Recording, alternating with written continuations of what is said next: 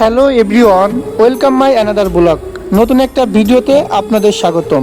আজ প্রচুর শীত এবং বাইরে প্রচণ্ড বাতাস, হালকা কুয়াশা রয়েছে। এই কুয়াশার ভিতরে আমি আর আমার বন্ধু অজিত চন্দ্র রায় যাচ্ছি জেলা অফিসে রেশন আনার জন্য।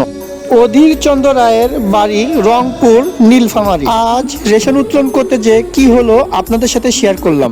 দেখতে দেখতে চলে আসলাম, এটা আমাদের জেলা কমান্ড্যান্টের কার্যালয় নারায়ণগঞ্জ। আমি রেশন স্টোরে প্রবেশ করে দেখি অনেক লোক সিরিয়ালে আছে।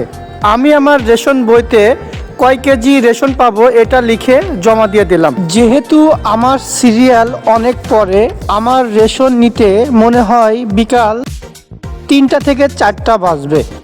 এই জন্য পাশে একটি হোটেলে আমি প্রবেশ করলাম এবং হোটেল থেকে পুরি ডাল খেয়ে নিলাম। যেহেতু এখন শীতকাল, বাইরে খুব ঠান্ডা এবং আমার রেশন দিতে একটু দেরি হচ্ছে, নিজের কাছে খুবই খারাপ লাগতেছে, ক্লান্ত বোধ হচ্ছে। এই ক্লান্ত দূর করার জন্য একটি দুধ চা অর্ডার করলাম। আমি চা খেয়ে রেশন স্টোরে প্রবেশ করলাম। এটা আমাদের রেশন স্টোর। এই জায়গা থেকে প্রতি মাসে রেশন দেওয়া হয়। আমাদের জেলা কমান্ড্যান্ট, ডিডি, সিও স্যার এবং মনিটরিংয়ের লোক তদন্ত করছে।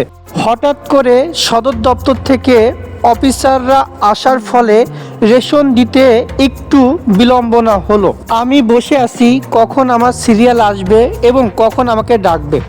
হঠাৎ করে দেখি আমার সিরিয়াল এসেছে এবং আমার নাম ধরে ডাকছে। আমি রেশন স্টোরে প্রবেশ করলাম এবং রেশন গ্রহণ করার জন্য আমি আমার রেশন কার্ড জমা দিলাম এবং সিগনেচার করে টোকেনগুলো সংগ্রহ করে নিলাম। যেহেতু আমি টোকেনগুলো সংগ্রহ করলাম, এবার নির্দিষ্ট কাউন্টারে টোকেনগুলো জমা দিয়ে আমার রেশনগুলো বুঝে নেব। আমি রেশন নিয়ে দাঁড়িয়ে আছি।